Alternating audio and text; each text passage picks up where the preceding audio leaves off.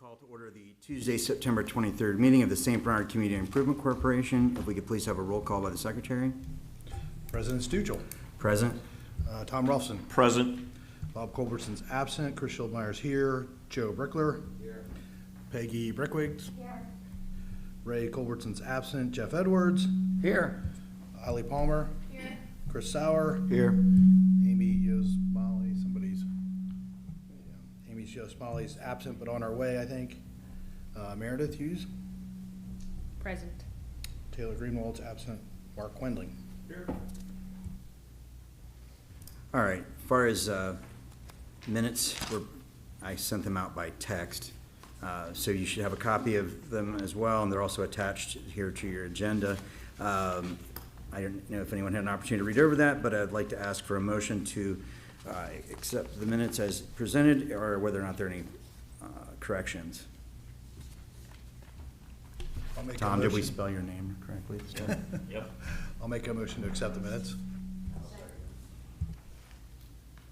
Motion by myself, second by Joe Brickler.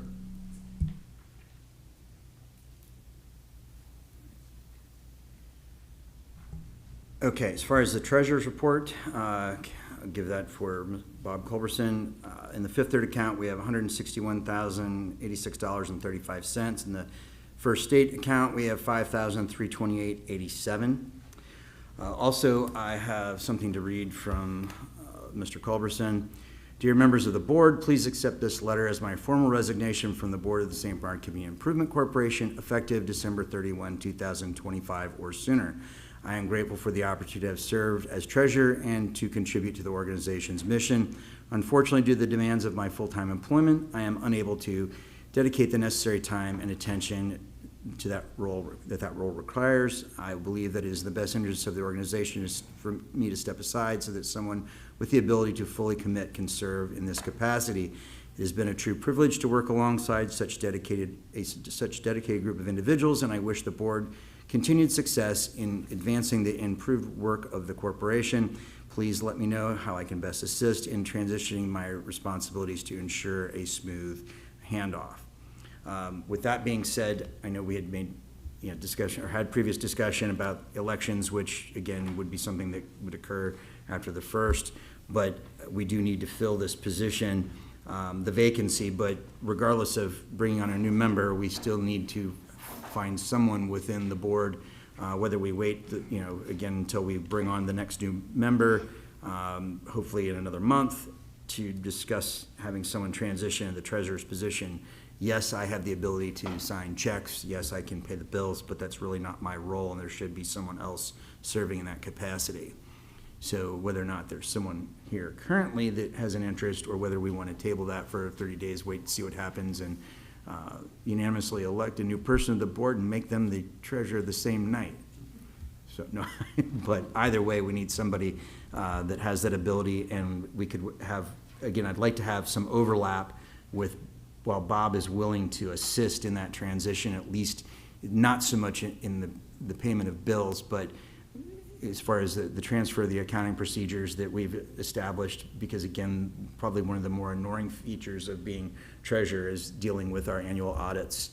And that's really my opinion on the whole deal. I don't know if anyone has a thought on that, but I think we should go ahead and start the process of advertising for the vacancy. And he technically was a resident member of the board, so we should go ahead and advertise that soon and have people prepared for the next meeting to, step up if they're willing to. Did you say Bob says he's on till the end of the year? Or sooner. Okay.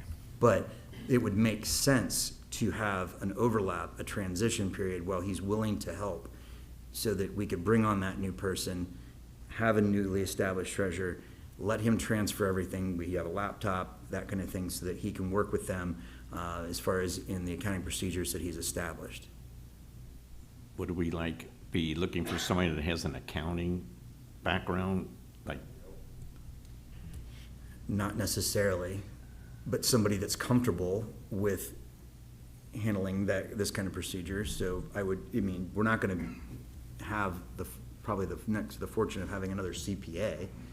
I mean, I think that was just luck, but again, I think if we have somebody that understands general accounting procedures and software, I think it's fine. Right, that's what I meant. So, yeah. So we'll put it out there to advertise that we'll have a vacancy, and then we can work on, you know, the overall turnover in election, you know, for, after the first of the year. So I guess we don't really need to have anyone sit there while we accept his, I mean, we accept his resignation, so. Effective 12/31. Or sooner, yeah, Well. yeah, right, exactly. So again, thanks to Bob for the time that you've served, so I do appreciate that. As far as action items, starting as far as update on demolition punch list, just to give everyone a kind of an update since the last time we met, there was progress that was made. If you've been down at the actual site itself, where we had a little bit of a misunderstanding with where O'Rourke left off. As far as I had stated previously, there were some unfinished items so that our building department could close out the demolition permit. Those were rectified. Again, as I'd stated previously, the majority of those issues were caused by Duke. So again, O'Rourke made right on that. However, there was a little bit of a misunderstanding as to what was going to be finished off as far as the loading dock. So O'Rourke redeployed. They came out. The only thing that was going to be an additional change order was the fact that we would have to assume the cost for backfill, which it was not out of the question. It's really, for everything that they did, we owe them $5,169. So we can work on that. I need to probably set up a meeting with you, Taylor, to go over the remaining outstanding bills, the overages that would be submitted for the ODOD grant reimbursement. But they made it look nice. They got it level. The only thing that wasn't removed was the wall that supports Andrew, which obviously needed to stay. But there, you don't have the unsafe drop-off. They made the grade look nice, so they did everything they needed to do. And again, they were very reasonable to work with in asking them to come back out, because again, it was Chris and I both met, you know, down there with Tim Williams, and again, what was relayed to O'Rourke was not exactly what we thought, and it was kind of an unsafe situation. It was unsightly as well, so it does look good, and I'm very pleased with them, and they're a first-class operation to work with, so I couldn't say enough about them. And they said that regardless, you know, whether or not they agreed, they said they have a reputation to maintain, so, and they showed right up, so I'm really pleased. As far as, there really weren't any other items that were gonna be performed down there as far as work as of right now. You know, we're getting to the point where grass is starting to grow, so again, obviously, the person has our mowing contract will probably have to hit that before, you know, end of the year, but other than that, there isn't anything else that we actually have to do to the site. Just so you're aware, and I do agree that it would be great to meet and understand where we are with actually paying out their contract and any reporting requirements that we kind of tied into their contract.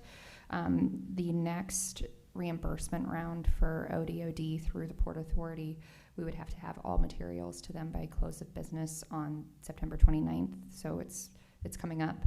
It's roughly every 6 to 8 weeks that they submit a reimbursement request back up to the state, so they do it in a rolling basis. It doesn't sound like we're completely closed out to the point that we can submit for reimbursement in this next upcoming round. So I would anticipate that we need to be prepared for the one after that, which will likely fall in November sometime, if I had to guess. I have a question. What about if this business moves out before 5 years? Do we have to go renegotiate a contract to tear that part down, or? So, as of right now, based upon what work was done, we would actually have to pay for the demolition of the existing structure. That would no longer be included in the contract that we just had. They made necessary provisions to, with what Chris Schildmeyer had actually included, as far as the allotments that were there for specific work that was absorbed to be accommodated, in the sense that there was existing structure that was underneath the Crosley's area that they were able to take out, that we would have had to pay for, so we got credits for that. Basically the same thing for the existing structure itself that had to be shored up. There was an additional expense for that. So as of right now, we've absorbed, they've absorbed everything that basically was within that, and we would be paying for the demolition, which is, I don't think would be outrageous. And I mean, that we could come up with a dollar amount tonight, but that small structure wouldn't be a huge expense. Well, and I'd anticipate that gets tied into the larger redevelopment of that site at that point, given that we don't have any indication that they intend to vacate the space prior to their lease ending. One more note on the ODOD dollars. The reimbursement request deadline is September 29th, but there is a quarterly reporting deadline that we have been adhering to. The next date for that is October 8th. And it sounds like we will have more in terms of dump receipts and things like that from O'Rourke. So I just want to make sure, it might be the three of us getting together to make sure all of our paperwork is in order for that. Yeah, that's what I was gonna say too, Taylor. If we can get together, I'll make sure that you have what you need from O'Rourke. I don't know if that's a formal change order that switches out the scope that we agreed to or what it is.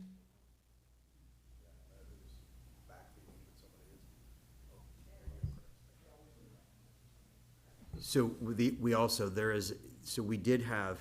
there was an additional expense above the original 329,000. So basically, since it was billed to the village, we do owe the village a little over $7,000 as well for that. So we can pay that, submit that for reimbursement as well, but there was an additional demolition costs outside of the grant awarding. And the grant with Hamilton County for the village of St. Bernard itself, that was closed out, and I know that's in process of being transferred, so I got confirmation from their office. That's great. If ahead of us meeting, if you could share even like the final pay app or the most recent pay app that tracks all of this, that would be helpful for me just to have and wrap my head around. I will get that to you. Next, as far as update on progress for the developer and current status, just kind of the monthly update. I guess we're due some additional information from Darren for our next meeting as far as his formal announcement, as far as his form of financing. I guess do either of you have anything to add to any of the status updates? But it's all in progress, so I know he was still working on that. The big item for tonight, so I did submit to you all, as far as what you have in front of you, the discussion regarding the sale of property at 306 Bank Street. So I do have a side lot purchase application that's been completed that you each have. I also have attached information as far as from the Hamilton County Auditor's Office. So I kind of wanted to go through that.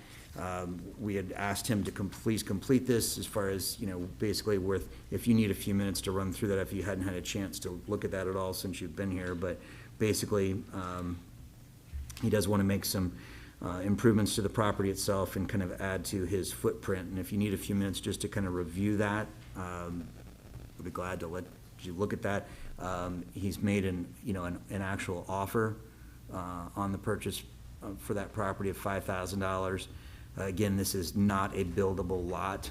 So again, it was one that was given to us, that was transferred back from the village. It was not something that we ever had incorporated into a developable site. So it's really just been a continued maintenance issue, and of course, it's because it's not for public use, we make the continued payments for our property taxes as well. So do you want a few minutes to look at this, or does anyone have a thought or want to lead off on discussion as far as whether or not you feel that you need more time? I would like to, this lot's more of a liability to us, and I personally would like to see a motion made to allow for this gentleman, Clayton Gross, to be able to expand his footprint and be able to take care of that property and enjoy that. Again, as a newer resident to St. Bernard, I was thrilled with the fact that he wanted to take on that responsibility to make himself a nicer area and that to be able to enjoy. Mr. President. Jonathan. Quick question. It looks like there's a tower. Is this on the piece of property? I don't think it is on the, sorry for a minute. I could just see it in the picture. I believe there is an easement potentially for access, but it's on the back side. I don't think it is on the actual property. There's a corner, and that abuts to the back side. There's another property that adjoins that, I believe. at the end of West Ross. And it sits somewhere in between on that corner, but I don't know that it's on that property per se, but I believe that there may be an easement that exists for access, but I don't think that is on there. Okay, so if it is an easement as part of it, Appears to be closer to the highway than, then this goes, so we don't have to worry about that then, that's really all. I don't think we have to worry about it, I don't think it's on the property, but even if it were on the property, He would buy that, take basically. title subject to whatever lease or. The easement would just allows. go with it, we don't have to, yeah, okay. Yeah, I'll I mean, point as out, part of the process, I'm so sorry, he'll get a title search and that should be in there.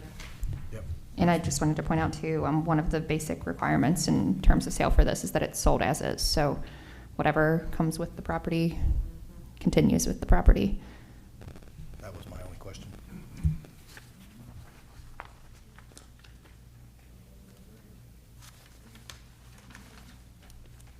So at this point, if there's no further discussion, I guess if we would like to initiate this process, I would like to ask for a motion that we enter into a contractual agreement with Clayton Gross, the current owner of 318 Bank Street, for the purchase of 306 Bank. I'll make that motion.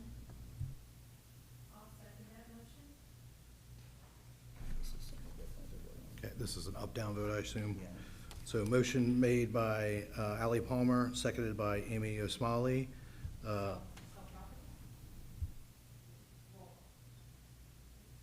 It is, he's gonna do that. That's what I meant, Meredith, sorry. I don't know what I said, but that's what I meant, yeah. Nope, you know I'll take your help whenever you'll give it to me. Joe Brickler. Yes. Peggy Brickwig. Yes. Ray Colburnson absent. Jeff Edwards. Yes. Ally Palmer. Yes. Chris Sauer. Yes. Amy Osmali. Yes.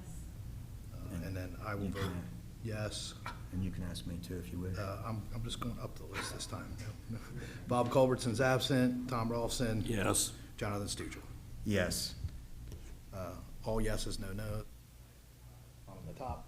it's all right. Just thought you, it's nice to change things up. Is what I was looking at. As far as, You can replace me anytime, you know that. well, now that, well, yeah. We've now got a that- recent now that- position now open that, for treasurer. You know, Jeff is finally knows how to use a computer, maybe. So Meredith, one last question I would have from you, as far as initiating this process, you could assist us with that as far as for the closing and reaching out to the property owner. We can do whatever needs to be done after you do you're gonna do the title search, is that correct? And I mean, he has to sign. whatever we need. He has to sign a purchase contract first. All right, so we'll get the- that started. Yeah, so the order of operations would be purchase contract, execution, title search, closing. Got it. I got one more question. What about the taxes that are due? They're behind, right? So